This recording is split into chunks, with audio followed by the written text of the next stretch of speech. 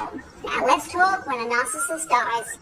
Someone's arrogance often stems from insecurity, which is true, but your general arrogant co-worker is like primary school sports carnival level compared to someone with diagnosable NPD, which is like Olympic level arrogance and insecurity.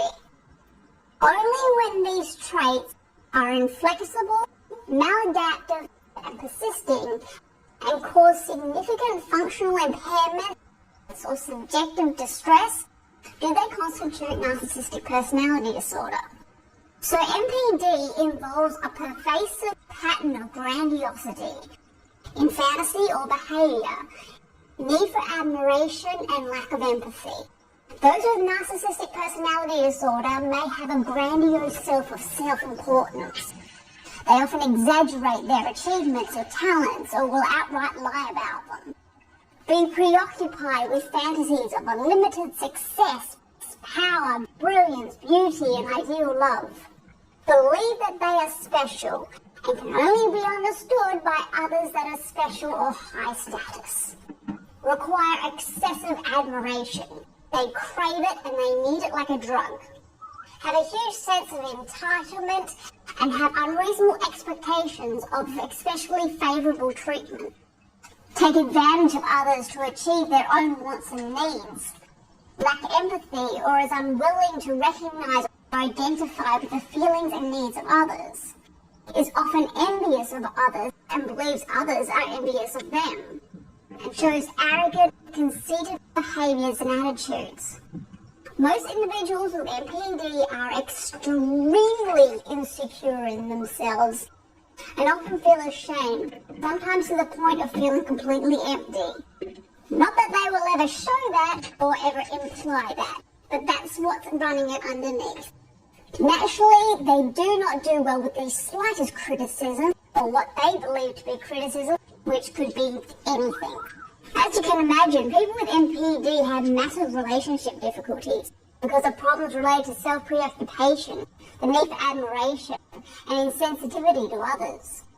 In the DSM, which codes and defines mental illnesses, NPD is a cluster B personality disorder, meaning a personality disorder with dramatic, emotional, or erratic features.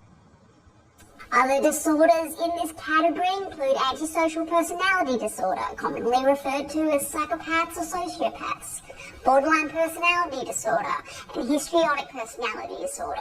Cluster B personality disorders are notoriously hard to treat because in order to seek treatment, you need to be aware that you have an issue and be motivated to dealing with it, which is extremely unlikely here. This means many people with these disorders aren't diagnosed.